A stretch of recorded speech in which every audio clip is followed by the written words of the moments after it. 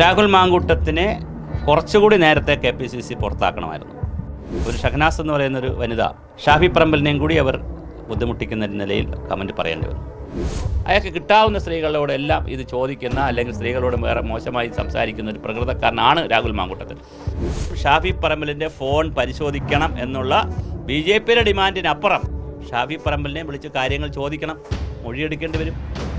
ഇപ്പോഴേ അതേ ഒളിവിലാണ്. അപ്പോൾ ജാമ്യം കൊടുത്ത സ്വാഭാവികമായിട്ട് അദ്ദേഹം എല്ലാ ഇൻഫ്ലുവൻഷ്യൽ കാര്യങ്ങൾ ഇൻഫ്ലുവൻസ് ചെയ്യേണ്ട എല്ലാ കാര്യങ്ങളും, അതുകൊണ്ടാണ് ജാമ്യം കിട്ടാതിരുന്നത്. നമസ്കാരം.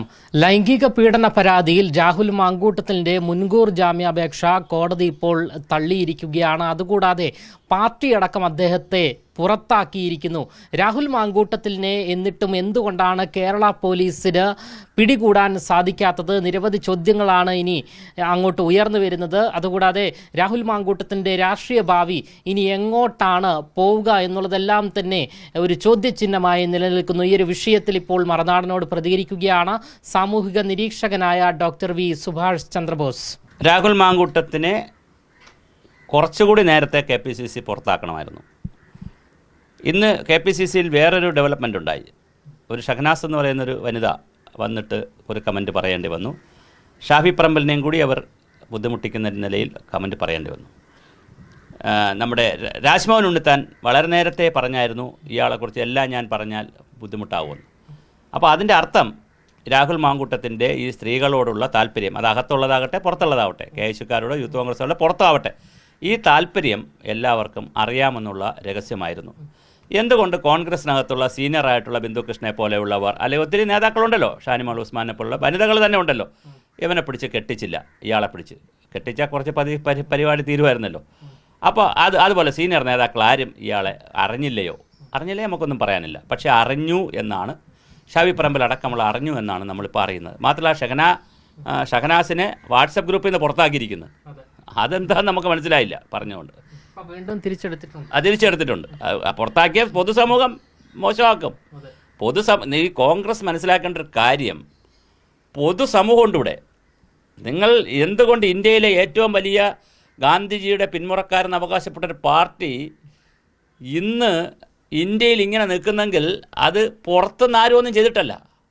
നിങ്ങളാരും പുറത്തുനിന്നൊന്നും ചെയ്തിട്ടില്ല. ഈ ശത്രുവല്ല നിങ്ങളെ കൊന്നത്, അകത്തുനിന്നുള്ള ഗ്രൂപ്പുകൾ ഇതുപോലത്തെ ഇടപാടുകൾ കൊണ്ടാണ് കോൺഗ്രസിന് മോശം വന്നത്. അത് നമ്മൾ വേറെ വീഡിയോ ചെയ്യേണ്ട വിഷയമാണ്, ഇപ്പോൾ അല്ല എപ്പോഴായാലും. അപ്പോൾ ഞാൻ പറഞ്ഞത്, രാഹുൽ മാങ്കൂട്ടത്തെ സംബന്ധിച്ചിടത്തോളം കോൺഗ്രസ് ഇപ്പോൾ എടുത്തിരിക്കുന്ന തീരുമാനം വളരെ നല്ലത്. ഇത് വളരെ നേരത്തെ എടുക്കേണ്ടിയിരുന്നു. എന്തായാലും ഇപ്പോൾ താമസിച്ചാലും ലേറ്റ് എന്ന് പറയുന്നത് ഒരിക്കലും എടുക്കാതിരിക്കുന്നതിനേക്കാൾ നല്ലതല്ലേ. ആ തരത്തിൽ കോൺഗ്രസ്സിന് നമുക്കൊരു ബിഗ് സല്യൂട്ട്, അല്ലെങ്കിൽ കോൺഗ്രസ്സിന് നമുക്കൊരു കയ്യടി കൊടുക്കണം. പുറത്താക്കിയിട്ടുണ്ട്.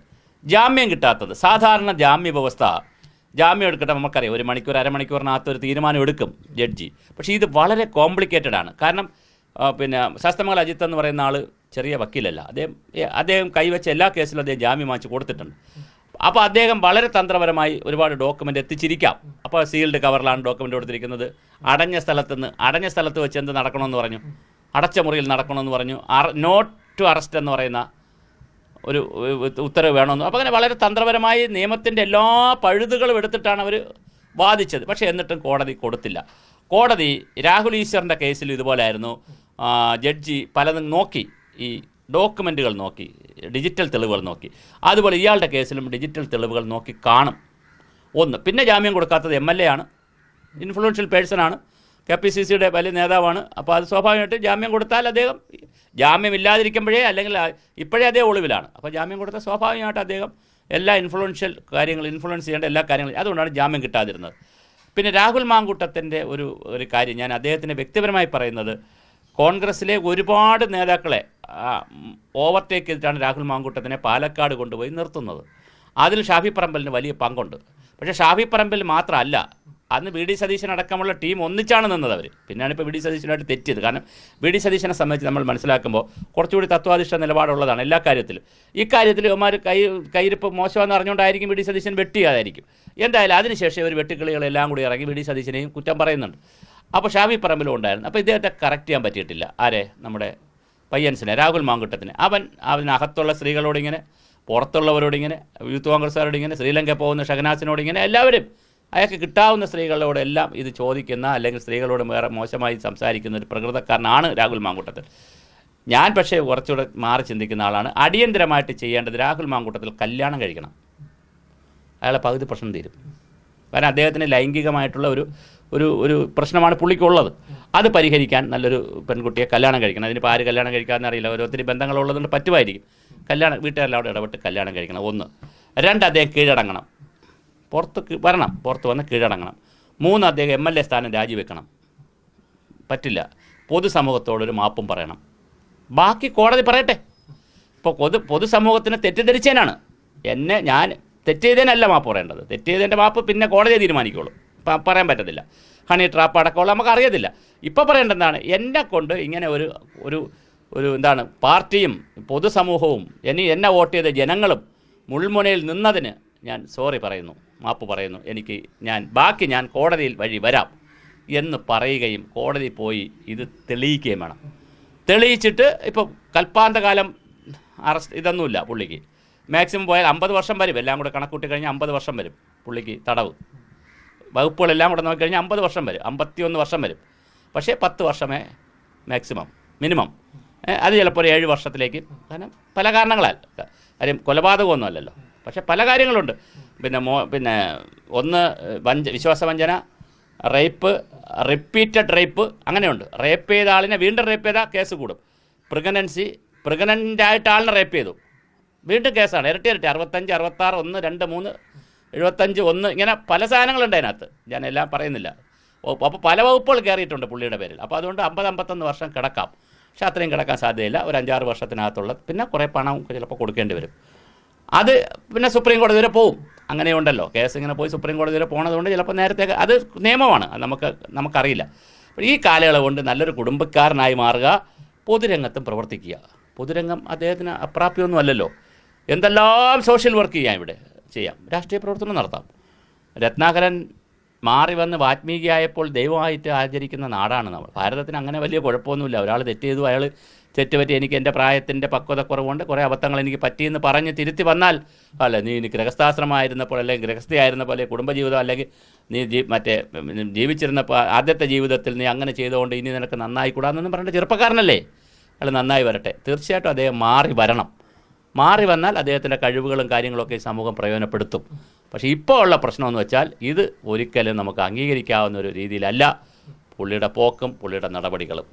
എന്തുകൊണ്ടാണ് നമ്മുടെ കേരള പോലീസിന് രാഹുൽ മാങ്കൂട്ടത്തെ 8 ദിവസം പിന്നിടുമ്പോഴും പിടികൂടാൻ സാധിക്കാത്തത്? ഇക്കഴിഞ്ഞ നല്ല ചോദ്യം. അത് പൊളിറ്റിക്സാണ്.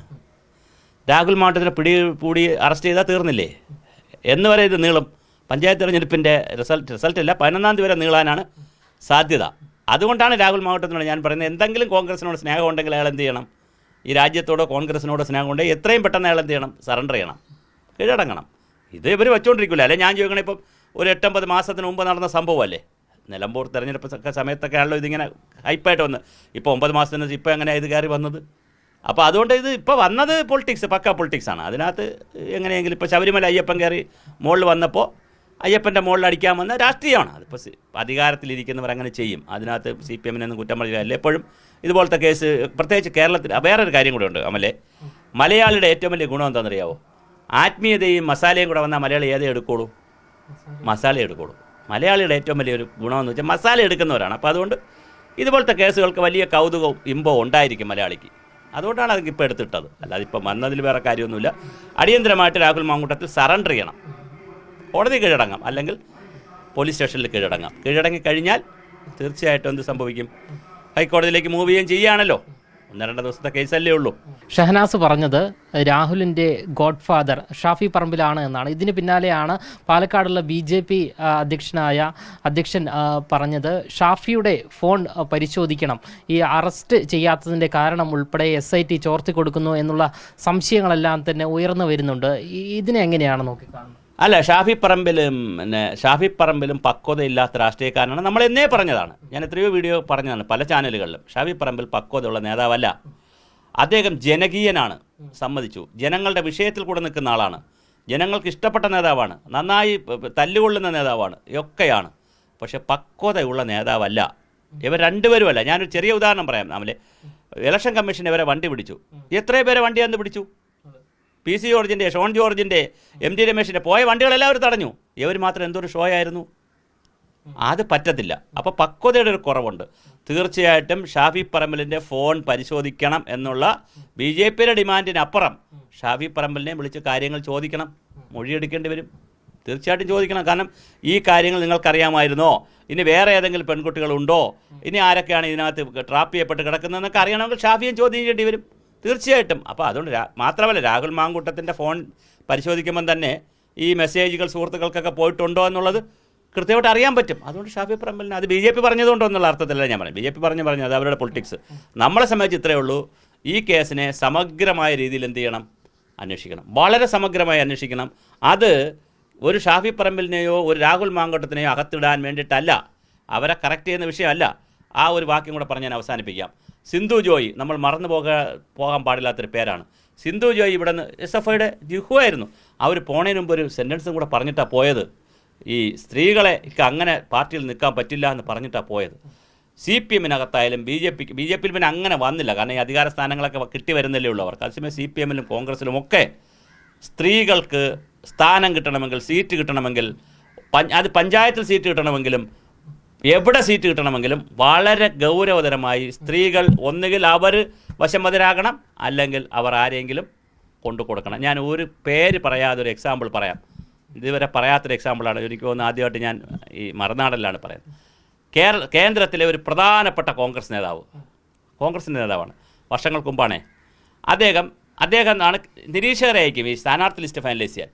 അദ്ദേഹം തിരുവനന്തപുരത്തെ പ്രമുഖമായൊരു ഹോട്ടലിൽ സ്റ്റേ ചെയ്തിരിക്കുന്നു. പക്ഷെ അദ്ദേഹം ഒരു വിമണൈസറാണ്, സ്ത്രീകളോട് താല്പര്യമുള്ള ആളാണ്. അദ്ദേഹത്തിനൊരു ചെറുപ്പക്കാരി പെൺകുട്ടിയെ കൊടുത്ത് വാടകയ്ക്കെടുത്തതാണ്. പെൺകുട്ടിയെ പൈസ കൊടുത്തിട്ടാണ്, വാടക മീൻസ് പൈസ കൊടുത്ത് ഒരു ജയിക്കുമായിരുന്നൊരു സ്ഥാനാർത്ഥിയെ, മറ്റേ ആൾ തോറ്റും പോയി, സ്ഥാനാർത്ഥിയെ മാറ്റി മറ്റൊരാളിനെ സ്ഥാനാർത്ഥിയാക്കാൻ ഇവിടുത്തെ അന്നത്തെ കോൺഗ്രസിൻ്റെ ഏറ്റവും വലിയൊരു നേതാവ് ചെയ്തിട്ടുണ്ട്. അതെനിക്കറിയാവുന്നുള്ള സംഭവമാണ്. ഞാൻ തിരുവനന്തപുരത്താണ് 10-30 വർഷമായിട്ട് ജീവിക്കുന്നത്. ആരെയും ഞാൻ പേര് പറയുന്നില്ല, പക്ഷേ അങ്ങനെ സംഭവം ഉണ്ടായിട്ടുണ്ട്. അപ്പോൾ കോൺഗ്രസ്സിലായാലും CPMലായാലും പ്രധാനപ്പെട്ട പാർട്ടി, CPIയിലൊന്നും അങ്ങനെ വരുന്നില്ല, പ്രധാനപ്പെട്ട പാർട്ടികളിൽ സ്ത്രീകൾക്ക് നിൽക്കാൻ പ്രയാസമാണ്. നേതാവാകുന്നതിൽ ഒരുപാട് അശ്ലീല കഥകളുണ്ട്. നേതാക്കന്മാരുടെ പാർട്ടികളുടെ സ്ഥാനമാനങ്ങൾ കിട്ടുന്നതിൽ ഒന്നുകിൽ അവർ വശംവദരാകണം, കീഴടങ്ങണം നേതാക്കന്മാർക്ക്, അല്ലെങ്കിൽ ആരെങ്കിലും കൊണ്ടു കൊടുക്കണം. ഒരു കാര്യം കൂടെ ഞാൻ പറയാം. ഒരു വളരെ പ്രധാനപ്പെട്ട പാർട്ടി പിളർന്നത്, ഇനി അങ്ങനെ എന്നെ കൊണ്ട് പറയിക്കരുത്, അവൻ പറഞ്ഞാൽ ഞാൻ സൂചനകൾ മറ്റേ രാഹുൽ മാവട്ടത്തിൽ പറഞ്ഞ പോലെ സൂചനകൾ പറയും, രാഹുൽ ഈശ്വർ പറഞ്ഞ പോലെ വളരെ പ്രധാനപ്പെട്ട ഒരു പാർട്ടി കേരളത്തിൽ പിളർന്നത് ആശയപരവും തത്വാധിഷ്ഠിതവുമല്ല, ഒരു സ്ത്രീയുടെ പേരിലാണ്.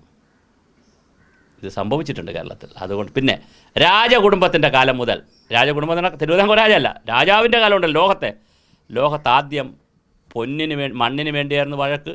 മണ്ണൊക്കെ എല്ലാവർക്കും, മണ്ണ് മീൻസ് സ്ഥലങ്ങളൊക്കെ കീഴടക്ക്. അത് കഴിഞ്ഞ് സ്വർണത്തിന് വേണ്ടിയായി, അത് കഴിഞ്ഞ് എന്തിനു വേണ്ടിയായി, പെണ്ണിന് വേണ്ടിയായി, സ്ത്രീകൾക്ക് വേണ്ടിയായി. രാജാവിൻ്റെ കാലത്തൊക്കെ നമുക്കറിയാം എത്രയോ രാജാക്കന്മാർ സ്ത്രീകൾക്ക് വേണ്ടി, അപ്പുറത്തെ രാജ്യത്തിലെ സുന്ദരിയായ സ്ത്രീക്ക് വേണ്ടി, രാജ്ഞിക്ക് വേണ്ടി രാജ്യം പിടിച്ചടക്കിയിട്ടുണ്ട്. അത് കഴിഞ്ഞ് പിന്നെ ഇപ്പോൾ കൊള്ളയൊക്കെ നടത്തി ഇപ്പോൾ വന്നുള്ളൂ. ഇപ്പോൾ പിന്നെ സ്ത്രീകൾക്ക് വേണ്ടി അങ്ങനെയില്ല. പക്ഷേ അങ്ങനെ രാജ്യമൊന്നും പിടിക്കുന്നില്ല. എന്തായാലും ഇത് കാമക്രോധ ലോഭമോഹം എല്ലാ കാലത്തുമുണ്ട്, സന്യാസിക്കുമുണ്ട്, സകല ആളുകൾക്കുണ്ട്. ഞാൻ സന്യാസിമാരെ എന്നോട് പുറക്കണം കേട്ടോ.